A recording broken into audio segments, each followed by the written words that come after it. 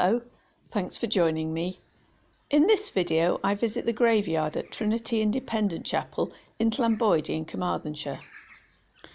There are few epitaphs here, mostly just names and dates, but I've done research using newspapers and census records and found some interesting stories about the people buried here. David Morris died in 1868, aged 17, of typhus fever, a bacterial infection spread by lice. He was a pupil teacher, an apprentice teacher, in Llanboidy School, and was apparently well respected and had uniform good conduct.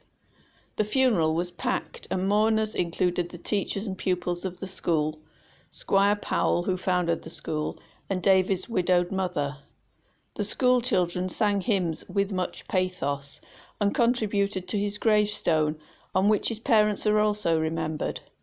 His mother survived her husband and son by 40 years, dying in 1906, aged 89.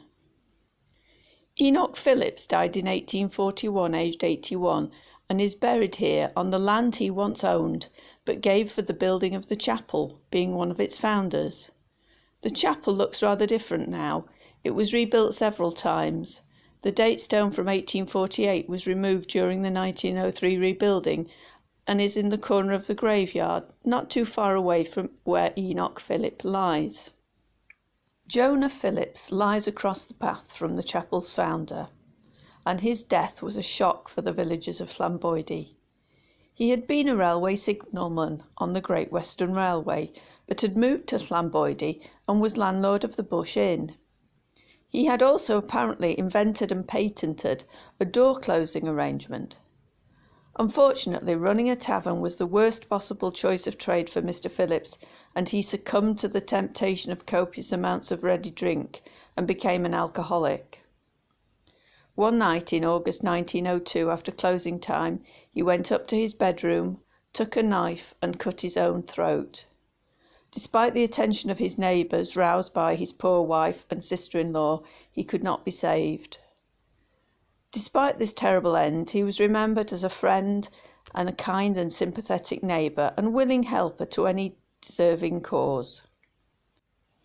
At his graveside, at the well-attended funeral, the minister concentrated on these good points and said with great compassion, "This neighbourhood and village was too quiet for him, and no doubt this affected his mind a lot."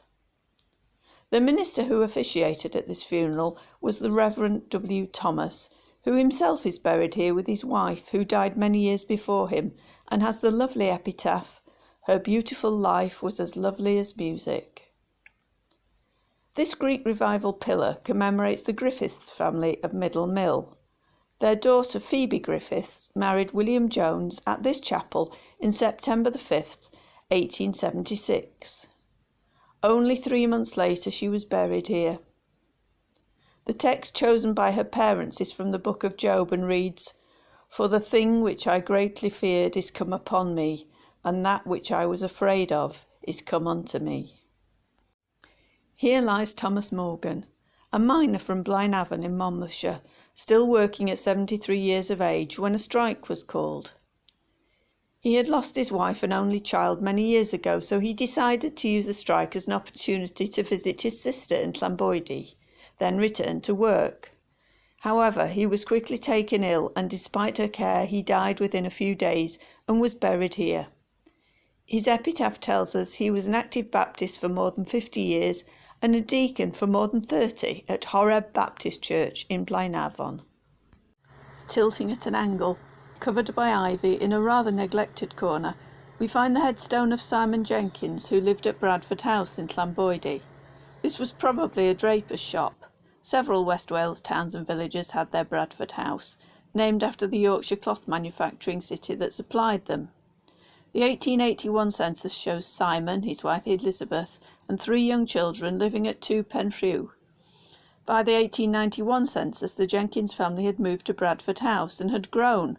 They had lost May, a daughter born in 1881 after 7 days of life, but had 2 sons and 4 daughters living with them, and in 1901 they had 4 sons and 5 daughters. These were aged between 27 and 3 years of age, and reports of the local newspapers in the first decade of the 20th century show they were a talented family, with the young Jenkinses often winning prizes at the Llanboidy Eisteddfod.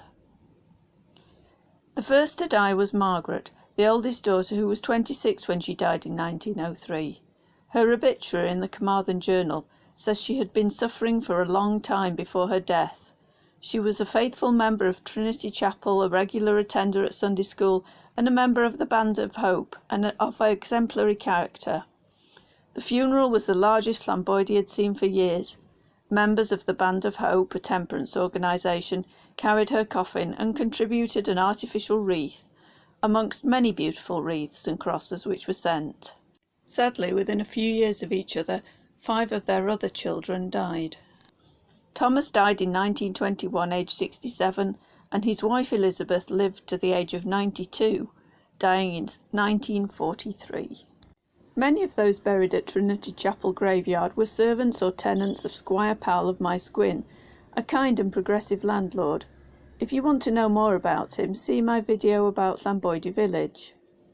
Plassabuckie, a group of estate cottages lying close to Maesgwyn, over the years had several families living in them who are buried here. The first family we're going to look at is the Nicholas family. Thomas Nicholas and his wife Eleanor, his mother Phoebe, and children lived there. Thomas died in 1872, aged just 41. His epitaph bids farewell to his wife, children, relatives, and the world. His daughter Margaret died the following year, aged 15, and her epitaph bids farewell to her friends. Eleanor was thus widowed and living in a cottage meant for a working family, which meant she would have to move out. But Squire Powell seems to have looked after her. For many years she worked as a dairymaid and lived at Maesgwyn Yard with her son Lewis, who worked for Squire Powell as a gardener, and her granddaughter, who came from North Wales to work for Powell as a general servant.